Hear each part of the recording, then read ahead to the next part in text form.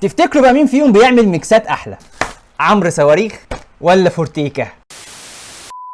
السلام عليكم، اهلا بكم فيديو جديد مع احمد الشريف. سندوتشات البقاله او الحلو والحادق بقت مغرقه اسكندريه يا جدعان، لدرجه ان انا كل اسبوع الاقي اعلان او اتنين عن افتتاح مطعم جديد او افتتاح فرع جديد لمطعم موجود اصلا. خلاص كله بقى عمال يقلد في كله، وعشان بقى كله كان كاتب لي في حلقه الشاب كاظم دي التفويله ان عمرو صواريخ هو اول واحد عمل النوع ده من السندوتشات، فقررت اجيب بقى الاولد سكول ضد اجدد مكان بيعمل النوع ده من السندوتشات وهو فورتيكا، واللي ما شاء الله عليه برضه قدر يفتح فروع كتير الفتره الاخيره. وطبعا برضه عشان المحقق كونيا اللي هيدخل ويقول ده اعلان لفورتيكا، ويا ترى بقى عمرو صواريخ دفع لك كام؟ فانا اسيب لكم ريستات عمرو صواريخ وفورتيكا قدامكم على الشاشه، عشان انا الحقيقه طلبت الاكل خلاص والاكل وصل ونسيت اصورها. الاثنين بقى عندهم في المنيو جنب اصناف الحادق والحلو اللي على البارد اصناف سخن، بس فورتيكا على طول دايما السخن عنده بالشغال. بالاضافه كمان ان عمرو صواريخ المنيو بتاعه بتاع الحلو والحادق اقل بكتير قوي من فورتيكا، فجبت يوم من الاثنين 4 سندوتشات حادق و4 سندوتشات حلو. وطبعا التقييم هيكون عن طريق النقط 1 و0، مفيش سالب 1 خالص. كفايه بقى كلام لحد كده، يلا بينا نبدا باول سندوتش معانا وهو ميكس بسطرمه. تمام. طبعا انا مش عارف ده مين وده مين عشان برضه تبقى المصداقيه واخده حقها، وعشان ما حدش يقول ان انت متحيز لواحد على التاني. وللايضاح السكور اللي فوق ده بتاع النتيجه، اما اللوجوهات اللي تحت بقى سواء هنا او هنا بتاع السندوتش ده من مين والسندوتش ده من مين، سواء كان هنا فورتيكا او عمرو صواريخ او هنا عمرو صواريخ وفورتيكا. وده طبعا في السندوتش ده وفي السندوتشات اللي جايه كمان عشان ما حدش يتلخبط. نبدا بقى من على اليمين كالعاده. اديني بقى جلافزات. جلافزات عمرو صواريخ مش حلوه، ادوني بتاعت فورتيكا كده. طبعا زي ما شفتوا كده حتى في الكياس الباكج الحقيقه بتاع عمرو صواريخ تعبان قوي، عكس فورتيكا الحقيقه لا متوصي يعني، اكياس ومناديل ده كده عباره عن سندوتش ميكس طبعا جبنه سواء شيدر او كيري بالبسطرمه من عند مش عارف مين. شكل السندوتش الحقيقه مليان بس مش قوي يعني. تمام ندوق كده نقول بسم الله. طعم الحقيقه السندوتش حلو قوي، طعم الجبنه الحقيقه مع البسطرمه حلو جدا، مش حادقه ولا طعمها مش باين، لا طعمها حلو الحقيقه وقوي جدا، انا عجبني قوي. فده كده تمام. شوف بقى التاني، هنا بقى شكل الجبنه كده مغمقه شويه، غالبا هي نسبه الشيدر هنا اعلى حبه، فتمام ندوق كده نقول بسم الله. بصوا الحقيقه هو الطعم حلو قوي يعني، انا بالنسبه لي عاجبني مش وحش، بس انا حاسس ان الكواليتي بتاعت الجبنه هنا مش هقول ان هي طبعا في الاثنين مش احسن حاجه، بس انا حاسس ان الكواليتي في اللي هنا لا اعلى شويه، ولكن انا الحقيقه ده لا مش وحش، حلو وعجبني برده، بس في المقارنه دي اللي هيكسب ده، فده هياخد 1 وده هياخد 0. نروح بقى للي بعده كيري تركي. طبعا اول واحد كده على اليمين ده انا شايف فيه شرايح كده جبنه تركي كامله على بعضيها، على عكس اللي على الشمال هنا انا شايف التركي الحقيقه مبشور مع الجبنه، فانا كده بالشكل لو هكسب اللي على اليمين الحقيقه، بس في الاخر اللي هيحكم الطعم. ندوق كده نقول بسم الله. طعم الساندوتش الحقيقه حلو قوي، طعم الجبنه التركي كده مع الكيري حاجه عاديه زي بتتعمل في البيت يعني، بس طعمها الحقيقه هنا لا انا حاسه اعلى شويه حتى من الساندوتش اللي فات، فده كده لغايه دلوقتي تمام. شوف بقى التاني ده حجمه الحقيقه اصغر بكتير يعني. دوق كده نقول بسم الله. مالح قوي. بص هو طعمه يعني حادق قوي يعني، في نسبه ملوحه عاليه جدا جدا، بلس طبعا ان حجمه صغير والتركي طبعا مش حاسس بيه خالص في الطعم، فلا هنا كده النقطه محسومه، ده كده 1 وده 0. نروح بقى للي بعده فاهيتا مشكل جبن. طبعا كده واضح من على اليمين ان كميه الدهون الحقيقه كتيره قوي واقعه كده في الساندوتش من الجنب، بس حجمه شكله اكبر من على الشمال اللي واضح ان هو ما فيهوش دهون ومفيش حاجه حتى واقعه في الطبق كده. فتمام ندوق كده ونقول بسم الله.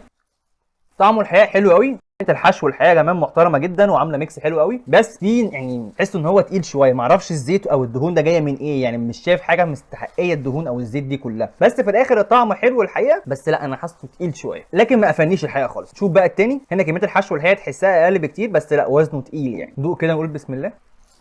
الحقيقه طعم هنا بتاع اللانشون والحاجات دي فاهيتا يعني اللي فوق دي حلو قوي برده وقريب جدا من ده، بس حاسس ان هنا بدل ما هو تقيل كدسم لا حاسس ان في سنه سبايس الحقيقه او خلطه حرشه شويه، طعمها عجبني الحقيقه. بس اللي عجبني اكتر بقى من ده الجبنه اللي مستخدمينها الحقيقه تحت، جبنه كانت تحس فيها قطع كمان بسطرمه زياده، فعامله اضافه حلوه الحقيقه. فالحقيقه دول اكتر اتنين الفرق بينهم قريب قوي، بس اللي عجبني اكتر واللي كيفني اكتر ده، فده كده هياخد 1 وده هياخد 0. تعالى بقى نروح بقى لاخر واحد في الحادق وهو كيري بسطرمه سوسيس. واضح طبعا هنا كده من على اليمين ان الساندوتش حجمه اصغر شويه، بس حاطط قطعتين سوسيس صغيرين، وشكلهم الحقيقه بالنسبه لي مش احسن حاجه بالنسبه للي على اليمين، ان قطعه واحده كبيره بس حاسسها فريشه اكتر يعني. فتمام. المهم الطعم، ندوق كده نقول بسم الله. طعم الجبنه الى حد ما معقول الحقيقه يعني، شبه اللي فاتوا طبعا شويه، بس طعم السوسيس الحقيقه لا صعب قوي يعني انا كده بنسبه كبيره هكسب ده من شكله كده يعني، بس برضه هندوقه يعني. ندوق كده نقول بسم الله. انا حاسس ان انا هنا اكلت سوسيس كده مع الجبنه يعني، بصوا كده هنا شكل السوسيس ازاي عامله ازاي في الكاميرا في القطمه، وبصوا دي، فلا كده هنا المقارنه الحقيقه سهله جدا ومحسومه، يبقى ده هياخد 1 وده هياخد 0. تعالى بقى برده كده ناخد حقنه الانسولين ونروح للحلو ونشوفه عامل ازاي. يلا بينا نبدا باول سندوتش معانا في الحلو بقى، وهو كريمه بالمربى. طبعا اول سندوتش بالنسبه لي كده على اليمين تحس ان الكريمه بتاعته شبه الكريمه اللي احنا متعودين عليها من المحلات اللي هي بتعمل حلو والحادي دي، على عكس بقى اللي موجوده عندي على الشمال هنا تحس ان الكريمه ماسكه نفسها كده وقوامها تقيل شويه، شكلها الحقيقه احلى بكتير. بس في الاخر بقى اللي هيهمنا الطعم. نبدا من على اليمين برده كالعاده نقول بسم الله. طعمه الحقيقه عادي، مش هقول لك جامد قوي ولا هو وحش خالص. مربى فراوله الحقيقه طعمها حلو جدا مع الكريمه طبعا شكلها كده وقوامها خفيف شويه، شغال يعني مش وحش. شوف بقى التاني، دوق كده نقول بسم الله. مقارنه محسومه الحقيقه. طعم وكميه الكريمه هنا فوق التحفه الحقيقه. هي مش بنفس الدسامه والقوام بتاع الكريمه اللباني الاصلي، بس قريبه قوي منها. يعني بصوا كده هنا الكريمه كده في العرض هنا عامله ازاي، اما بقى بالنسبه لدي كده فهي بصوا عامله ازاي. فلا الكواليتي الحقيقه بتاع الكريمه واضح وباين قوي مين فيهم احسن. فاللي على الشمال هنا هياخد 1 وده هياخد 0. نروح بقى اللي بعده كريمه اوريو. تمام. ايه ده؟ قرعه كده؟ طبعا زي ما باين كده قوي بالشكل الحقيقه ان هنا سندوتش كريمه ورشه اوريو بس من فوق، اما هنا كريمه بقى طبعا وشوكولاته واوريو وحاجات كتيره قوي، وطبعا الوزن الحقيقه باين قوي ان ده اتقل من ده يعني. فبالشكل كده طبعا من غير ما اتكلم ده طبعا اللي هيكسب يعني. بس برضو ندوق ده ونديله فرصه. ندوق كده ونقول بسم الله. بص هو الساندوتش كده عباره عن اوريو عليه كريمه وعليه اوريو من فوق، بس ساده كده خالص. طعمه الحقيقه مش هقول لك عادي يعني، انا شايفه بالنسبه لي الحقيقه لا اقل من العادي يعني، ما عجبنيش قوي. شوف بقى ده اللي هيكسب كده طبعا يعني. ساندوتش الحقيقه كده مليان كريمه وشوكولاته، بس الاوريو بقى هو اللي خفيف سبحان الله يعني، محتاجين الاوريو اللي هنا نحطه هنا. دوق كده نقول بسم الله. طبعا هنا الطعم طبعا احلى بكتير. الساندوتش طبعا من جوه محشي اوريو كده زي ما انتم شايفين، دي حاجه ما كانتش باينه بالنسبه لي عشان كده قلت كميه الاوريو قليله. لا كميه الاوريو الحقيقه هنا كده حلوه وكتيره ومظبوطه الحقيقه، مع طبعا الشوكولاته اللي طعمها مش وحش الحقيقه، لا حلو وعجبني، مع الكريمه الى حد ما طعم مداري شويه في الشوكولاته. فلا الساندوتش ده كده بالنسبه لي في المقارنه دي بجداره هياخد 1 وده هياخد 0. نروح بقى اللي بعده كريمه لوتس برضو.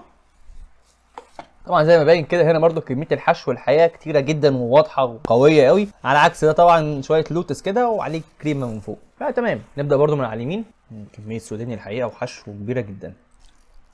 طعم الحقيقه الكريمه برده مع الشوكولاته مع السوداني حلو جدا، بلس بقى ان في هنا في النص طبعا في الحشو، بس ما اعرفش باين قدامكم في الكاميرا ولا لا، في طعم لوتس الحقيقه واضح وقوي. وكنت خايف ان السندوتش ده واللي قبليه ما فيش فرق بينهم في الطعم، لا في فرق واضح جدا في الطعم ان ده لوتس الحقيقه واللي فات اوريو. نشوف بقى الصغنون نونو ده كده هيبقى عامل ازاي. ندوق كده نقول بسم الله.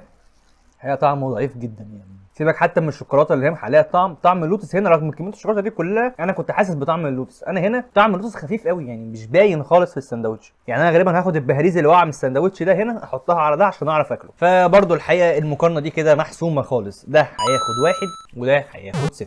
تعالى بقى نروح بقى لاخر سندوتش واغلى سندوتش في المنيو عند الاثنين. يلا بينا. ساندوتش بلس فورتيكا من عند فورتيكا طبعا، وساندوتش ميكس حركاوي من عند عمرو صواريخ. دول كده المفروض ان هم اغلى ساندوتشين في المنيو، بس اعتقد فورتيكا على الكلام يعني ان هو عنده في دبل بلس فورتيكا بس ما كانش موجود، فجبنا اغلى حاجه كانت عنده في المنيو. طبعا المكونات بتاعت كل ساندوتش هتلاقوها في الصوره اللي قدامكم. انا برده الحقيقه يعني شايف كله داخل في بعضه يعني، مش عارف احدد برده مين ده ومين ده. نبدا من على اليمين برده كالعاده. ساندوتش كده الحقيقه عباره عن شوكولاته بيضاء وشوكولاته دارك يعني مع بعض ميكس كده رايح جاي، بس الحقيقه الساندوتش تقيل جدا جدا. ندوق كده نقول بسم الله. تقيل قوي. طعمه الحقيقه حلو جدا جدا وتقيل قوي قوي قوي. طعم الشوكولاته الحقيقه سواء كانت الدارك او الوايت الاثنين باينين وواضحين، الدارك باينه ان هي دارك والوايت باينه ان هي وايت. انتوا عارفين طبعا انا بحب الوايت جدا قد ايه. كمان السوداني اللي مستخدمينه هنا الحقيقه من اللي هو الحجم الكبير الواضح ده، على عكس اللي باين في الساندوتش التاني طبعا من اللي هو الحجم الصغير يعني. بلس بقى ان طعم الكريمه هنا واضح الحقيقه ان هو تقيل ودسم، فده شكله الساندوتش اللي هو كريمته كانت بتبقى تقيله شويه. شوف بقى التاني ده بقى هيخلينا ناخد قطمه من هنا وقطمه من هنا. الحقيقه ده شكله حلو جدا، كميه الحشو شكلها مش طبيعيه، بلس بقى الحاجات السبرينكلز الملونه اللي حاطينها دي لا تحفه الحقيقه. بصوا الحشو الحقيقه قد ايه في الساندوتش ده، وده كمان برده كان فيه كتير قوي. تمام. ندوق كده من هنا نقول بسم الله. بصوا الحقيقه الاثنين طعمهم تحفه جدا. ده الحقيقه طعمه حلو قوي، وانا عجباني الحقيقه فكره ان هو فاصل الشوكولاته البيضاء عن الشوكولاته السوداء في الساندوتش، فتعرف تاكل من كل حته لوحديها يعني. بس انا حاسس ان طعم الكريمه هنا وطعم الشوكولاته هنا احلى شويه من هنا. هنا الشوكولاته تقيله بس ما فيهاش التجزيعه اللي موجوده هنا. هنا الشوكولاته الحقيقه مجزعه قوي والكريمه طعمها مش واضح اصلا. انا هنا انا حاسس شويه بطعم الكريمه حبه. فالحقيقه الساندوتشين دول من اكتر الساندوتشات المحيرين معايا في الحلقه، بس انا الحقيقه ميال اكتر رغم ان ده شكله عاجبني قوي الحقيقه وعايز اكسب ده، بس الطعم اللي عجبني انا شخصيا الحقيقه ده. فده كده هياخد 1 وده للاسف هياخد 0. تعالى بقى نروح نشوف التقييم النهائي والنتيجه النهائيه ويلا بينا. في الجلافز لوحده في حشو قد كده. هاتي بقى كده، يا رب يكون عامل صواريخ هو اللي كسب عشان ما حدش يلبس. 4-4.